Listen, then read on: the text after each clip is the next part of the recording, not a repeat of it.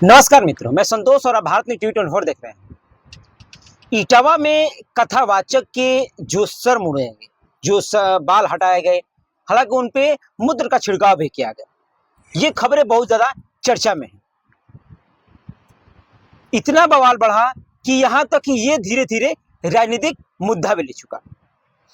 यानी कि जिस कथावाचक के कथा कर जो अभी वो, हालांकि वो कोई ब्राह्मण कास्ट से नहीं आते थे, वो यादव थे, शायद इसी के लिए विरोध हुआ उस गांव में। अब विरोध होने के बाद बहुत ही एक बड़ा बवाल कटा।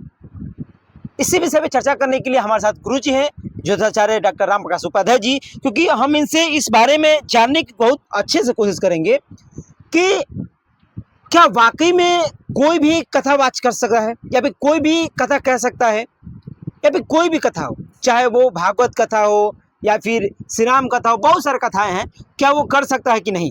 और यह जो बवाल बढ़ा हुआ है, जो अब धीरे धीरे राजनीति का मोड़ भी ले चुका है। गुरु जी, आपने इटावा का मामला देखा था, जिस तरीके से जो यादव जी थे वो कथा कर रहे थे, भागवत कथा वहां कर रहे थे, उनके सर मुड़ाए गए, यहाँ तक ये कहा गया कि उनके मूत्र का छिड़काव भी किया गया था। गुरु जी, आप इसको किस तरीके से देखते हैं? बहुत बहुत साधुवाद, धन्यवाद। और एक तरह से इसको लेकर के देश में बवाल मचा हुआ है, और ये बवाल नासमझी के कारण हो रहा है, हठ धर्मिता के कारण ये बवाल हो रहा है। मैं तो यही कहूँगा, मेरा जहाँ तक एक तरह से अनुभव है, हठ धर्मिता। अब मैं थोड़ा सा आपको विषयांतर करूँगा।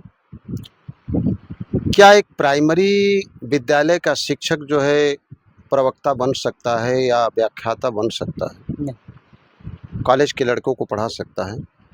कदाचित मान लीजिए किसी विद्यालय में कोई शिक्षक अनुपस्थित रहते हैं और घंटा बजाने वाले चपरासी को कह दिया जाए कि तुम जा कर के 1 घंटा खाली है, क्लास ले लो, तो क्लास ले सकता है? नहीं ले सकता। हो ही नहीं सकता निश्चित रूप से। संविधान में सब मानक तय किए गए हैं। मैं संविधान के माध्यम से उस जगह पर आपको पहुंचाऊंगा। संविधान में मानक तय किए गए हैं। एक कैबिनेट मंत्री का क्या कर्तव्य बनता है, एक विधायक का क्या कर्तव्य बनता है, एक चपरासी का क्या कर्तव्य है, एक प्रिंसिपल का क्या कर्तव्य है, वो सब तय है। उसी तरह से हमारे श्रुति स्मृति पुराण जितने भी हैं सब संविधान है। उपनिषद आदि हमारे संविधान है, पुराण भी हमारे संविधान है एक तरह से, और उसमें कथावाचकों के लिए एक मानक तय किए गए हैं। मैं इस भागवत कथा को लेकर के बवाल हुई है, मैं भागवत कथा के बारे में आपको पढ़ के सुना देता हूँ। भागवत कथा के उस पृष्ठ में लिखा है कि कथावाचक विद्वान सर्वशास्त्र कुशल दृष्टांत देकर श्रोताओं को समझाने में समर्थ है। यानी दृष्टांत का मतलब उदाहरण दे करके, एक कथा को समझाने के लिए उसको कई उदाहरण देना पड़ता है। सदाचारी एवं सद्गुण संपन्न ब्राह्मण हो, उनमें सुशीलता, कुलीनता, गंभीरता तथा श्री कृष्ण भक्ति का होना ही परम आवश्यक है। वक्ता को असूया तथा परनिंदा आदि दोष से सर्वथा रहित निष्प्रिय होना चाहिए। आपके पुराण ने, आपके शास्त्र ने यह तय किया है कि कथा का वक्ता कौन होना चाहिए। यहाँ तक कि मैं आपको सत्यनारायण भगवान के एक तरह से कथा में ले चलूँगा। उसमें प्रथम अध्याय में लिखा गया है कि विप्राय दक्षिणाम ददात कथाम श्रुत्वा जनैष ततस बंधुवी सार्धम विप्रांशपति भोजयेत। मने कथा सत्यनारायण भगवान का भी सुनते हैं तो ब्राह्मण से कथा सुन करके उसको दक्षिणा दे करके और ब्राह्मण को भोजन करा करके इसके बाद स्वयं भोजन बंधुओं सहित करना चाहिए। सत्यनारायण व्रत कथा कहाँ से ली गई है? स्कंद पुराण के रेवाखंड से ली गई है। अब बताइए, पुराणों में, हमारे शास्त्रों में मानक तय किए गए हैं कि कथावाचक कैसा होना चाहिए। अब सोचिए जरा, रविदास की कथा आपने सुनी होगी। रविदास जी जो थे एक तरह से शूद्र वर्ण से आते थे, वो कहाँ कहाँ जाकर के भागवत बाचे हैं।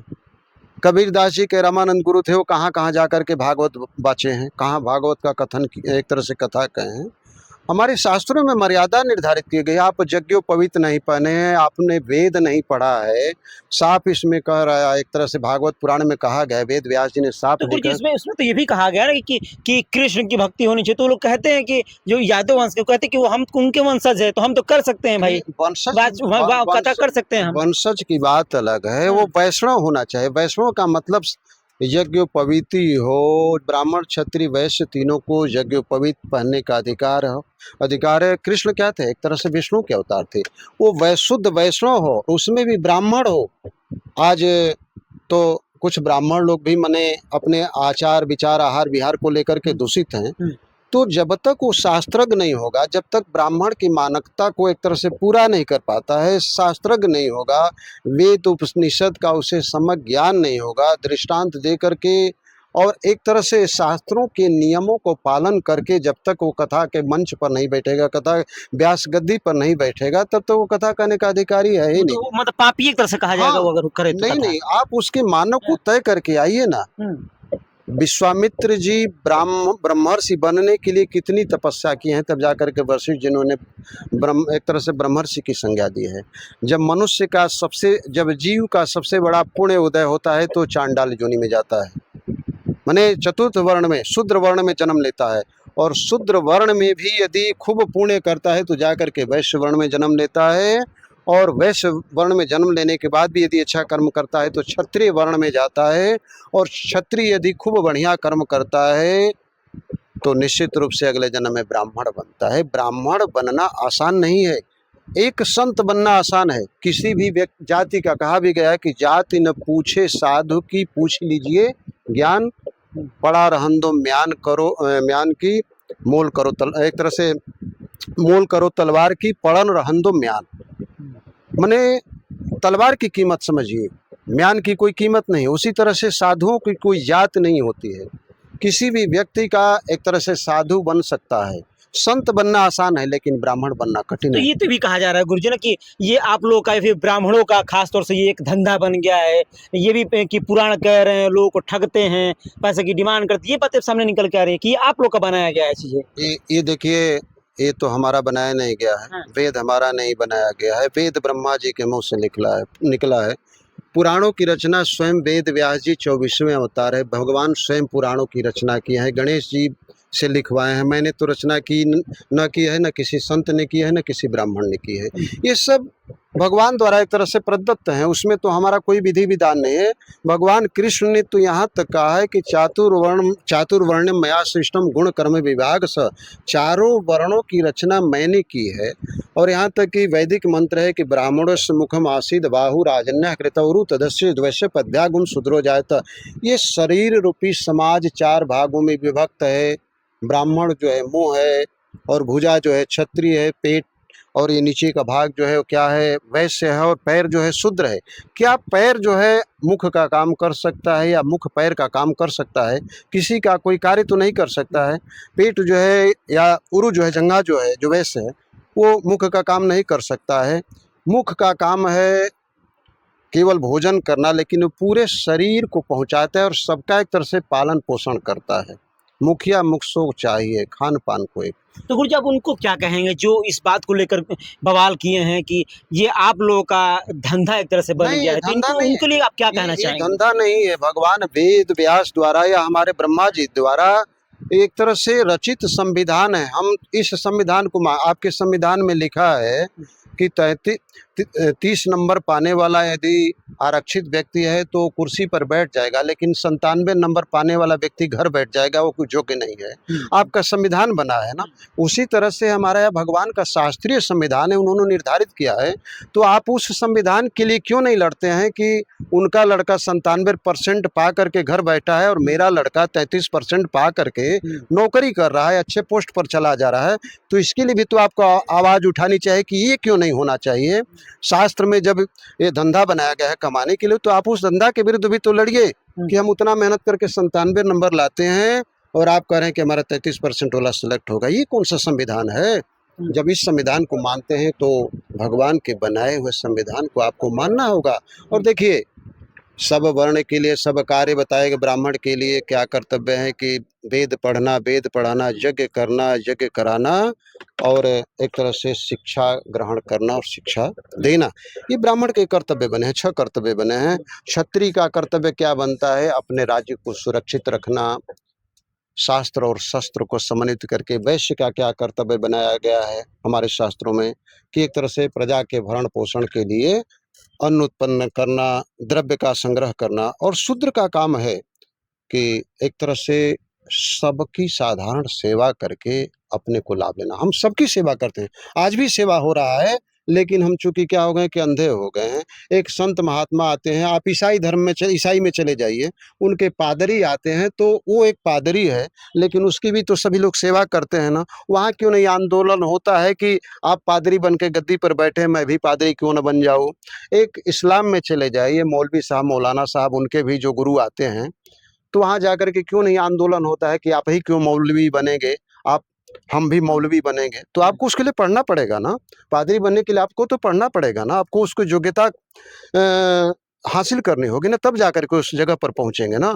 तो आप ब्राह्मण बनिए, एक जन्म नहीं दूसरे जन्म बनिए, ब्राह्मण बनिए, आप कथा बाँचिए, कथा के लिए आपको कोई नहीं रोक रहा है, लेकिन उसके मानक पर तो खरा उतरिए। जो संविधान में बनाया गया, जो शास्त्रीय संविधान है, श्रुति स्मृति पुराणों तो जो भी संविधान बनाए गए हैं, उसका आप अपने जीवन में पालन तो करिए, और इसके बाद कथा कहिए, कोई नहीं रोक रहा है आपको। कुछ भी एक शास्त्र का नियम है ना कि बिना नियम के ही आप कथा कहने लगिएगा। स्कंद पुराण में भी लिखा है कि विप्राय दक्षिणा, क्यों नहीं ब्राह्मण के अतिरिक्त और किसी को कह दिया गया कि आप दक्षिणा लेकर के कथा कहिए। कथा कहने का अधिकारी और जन्म के साथ साथ कर्म से भी ब्राह्मण होना चाहिए। जो कुछ अगर ब्राह्मण ही, मैं ब्राह्मण की बात कर रहा हूँ, ब्राह्मण यदि वेद स्मृति शास्त्र पुराण उपनिषद का ज्ञाता नहीं है, तो भी उस गद्दी पर बैठने लायक नहीं है, क्योंकि उसे ज्ञान ही नहीं है। वो जन्म से ब्राह्मण है, लेकिन वो भी भागवत कहलाने, एक तरह से कहने का अधिकारी नहीं, उसके अंदर उसकी योग्यता होनी चाहिए। यहाँ योग्यता की प्रधानता दी जाए कि उसके लायक कौन है। अगर योग्यता की प्रधानता दी जाएगी और जातिवाद से हट करके, क्योंकि देखिए ये सब सारा कुर्सी का खेला है कि जाति को आपस में लड़ाओ, और इस तरह से क्या लड़ा करके हम अपना वोट जो है एक अपनी तरह राजनीति रोटियां सेको। राजनीति रोटी से के, इससे हमारे राष्ट्र का बहुत बड़ा क्षति हो रहा है, और आपसी ताना बाना जो है छिन्न हो अब रहा एक है। नया नया विवाद आया है कि क्या वाल्मीकि जी वाकई में ब्राह्मण थे या क्षुद्र थे।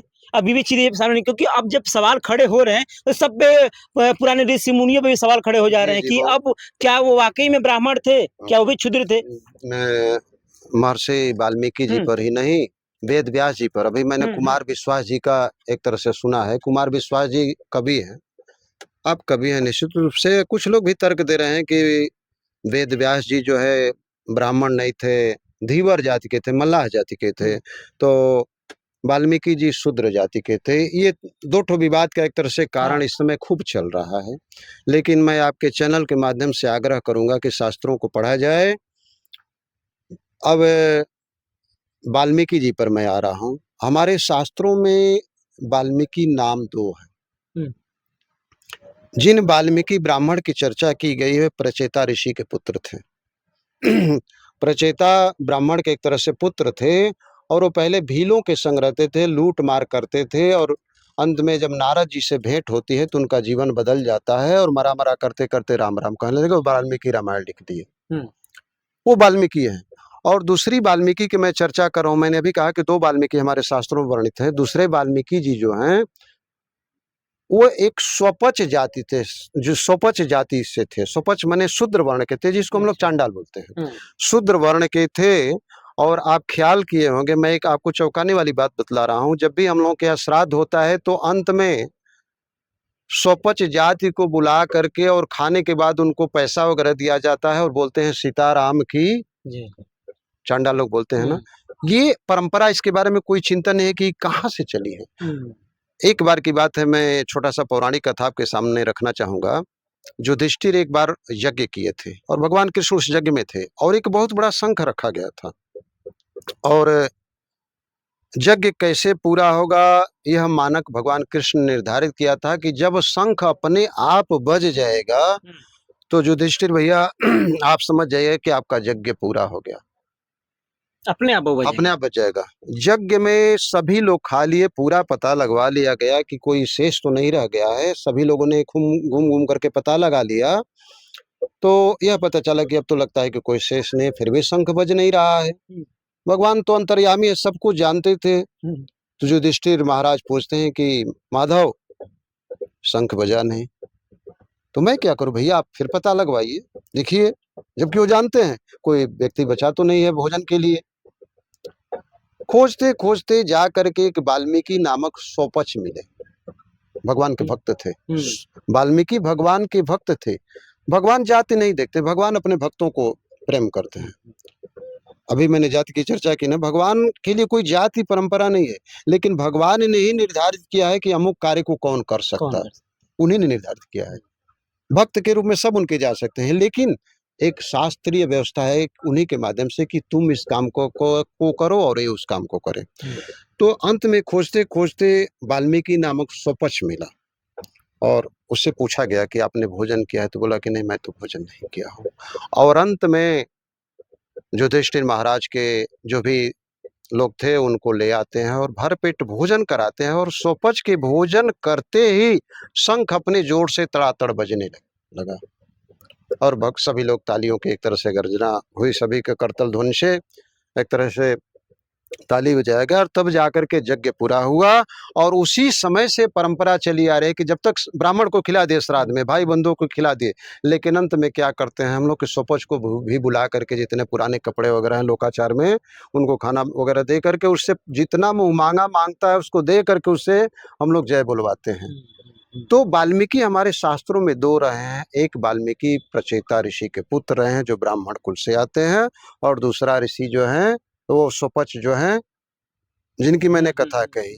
तो सबसे बड़ी विडंबना है कि आप पढ़ें कि कौन वाल्मीकि हैं। तो ये जो विवाद हो रहा है गुरुजी, तो ये किन के लिए विवाद हो रहा है? ये क्या क्या ब्राह्मण जी के लिए हो रहा है या फिर शूद्र के लिए हो रहा है, फिर किसके लिए ये विवाद हो रहा है? अज्ञानता के लिए विवाद हो रहा है। हम जानते, हम उसी वाल्मीकि को रट चले हैं कि वही वाल्मीकि शूद्र जाति के थे, वही वाल्मीकि रामायण लिखे हैं, लेकिन आपको पढ़ना होगा वाल्मीकि रामायण में ही वाल्मीकि जी की जीवनी लिखी गई कि प्रचेता के पुत्र थे। आप वाल्मीकि रामायण के बारे में तो पढ़िए, उनके बारे में तो पढ़िए कि वाल्मीकि कौन कौन है। और मैं एक आपको पुस्तक बतला दे रहा हूँ, भक्तमाल नाम की गीता प्रेस से भी पुस्तक निकली है, उसमें इन दोनों वाल्मीकि के बारे में दिया गया है। अब मैं आता हूँ वेद व्यास जी पर, आपने पूछा, क्योंकि वेद व्यास जी पर भी, वेद व्यास जी के बारे में लोग कह रहे हैं कि वो भी मल्लाह जाति के थे, धीवर जाति के थे। अब देखिए, आप सवाल खड़े हो रहे हैं, जितने भी साधु संत पुराने हमारे उनके सब पे सवाल खड़े हो रहे हैं। जी जी, वेद व्यास जी पहले तो भगवान के 24 अवतारों में से एक अवतार थे, और भगवान की कोई जाति नहीं होती। भले जाति में अवतरण हुआ है, लेकिन उनकी कोई जाति नहीं, ख्याल रखिएगा।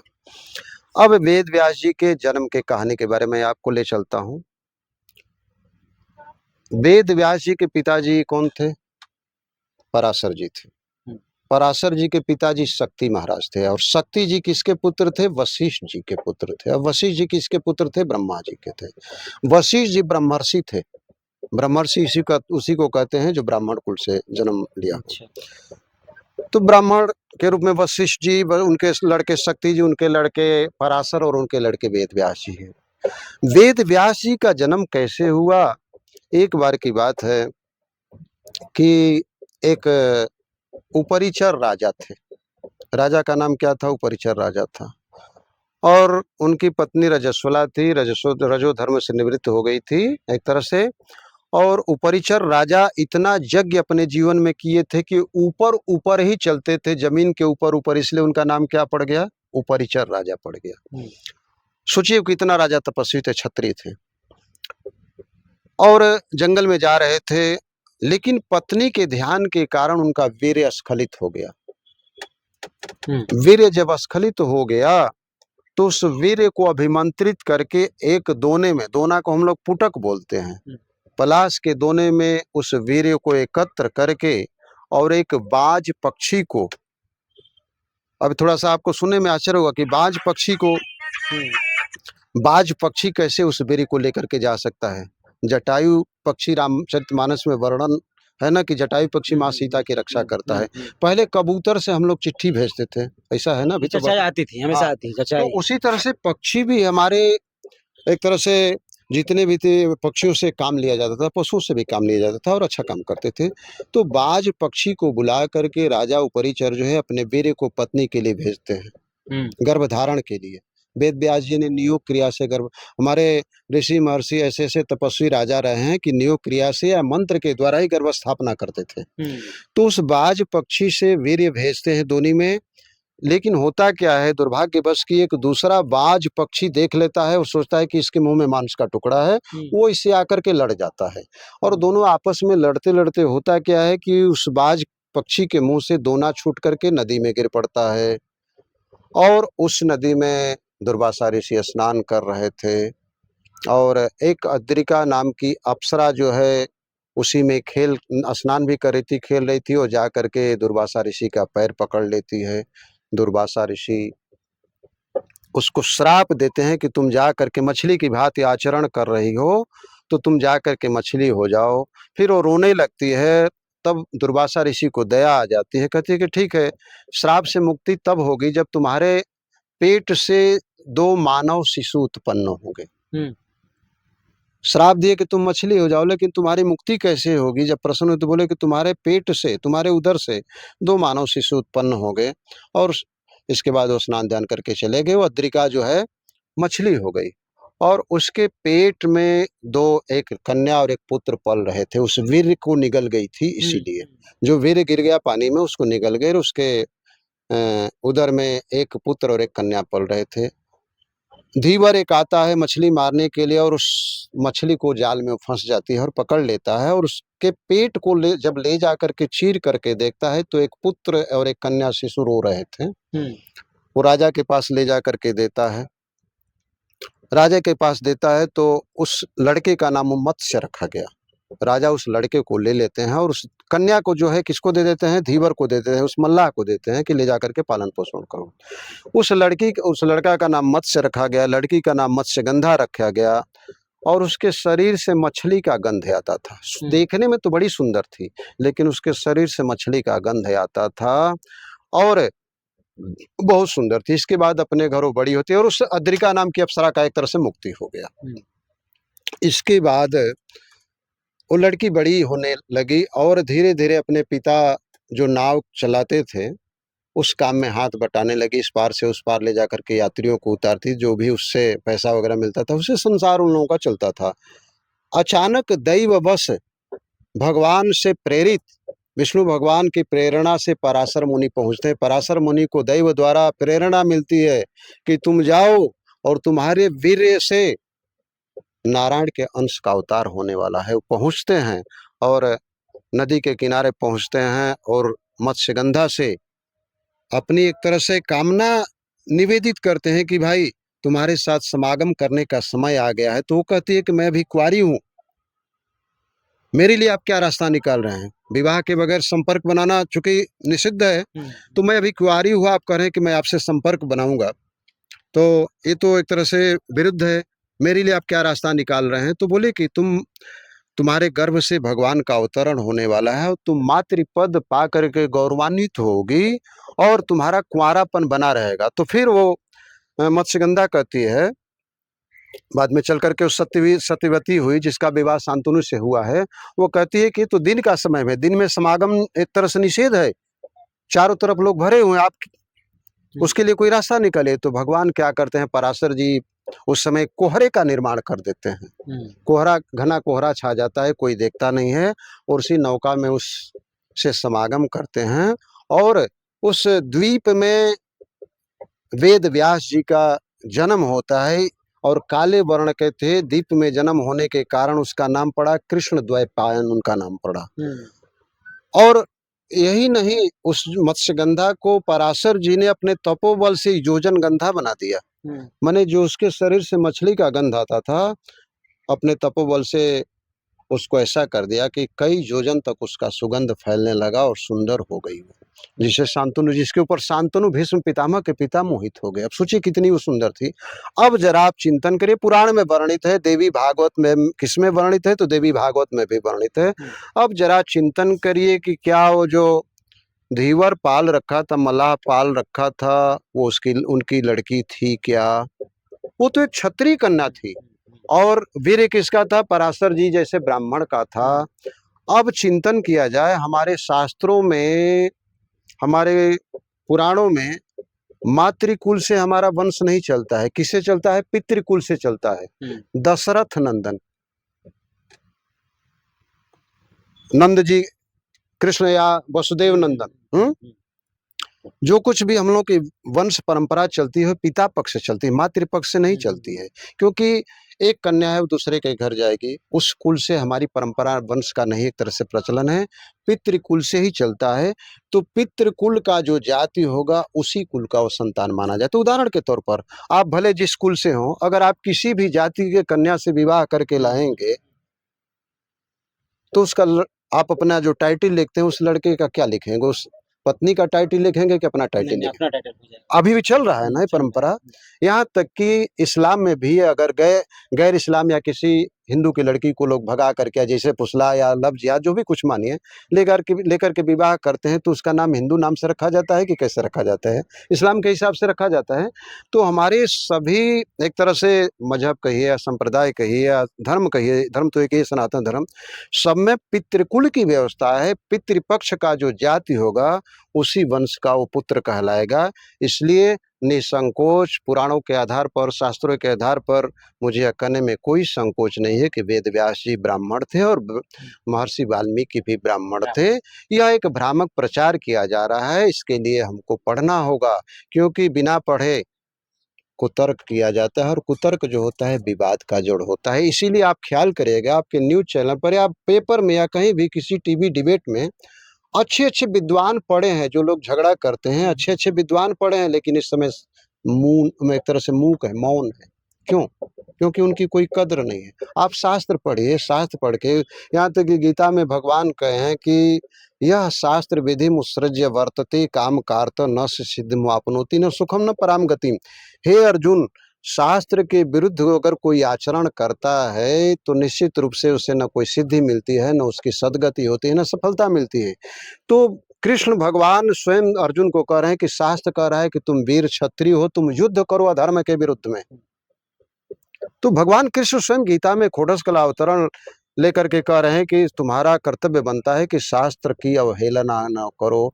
अब शास्त्र जो कह रहा है उसको यदि हम नहीं करते हैं और आपस में जातिवाद को लेकर के लड़ रहे हैं तो निश्चित रूप से ये हमारी कमी है, इसमें शास्त्र का दोष नहीं है।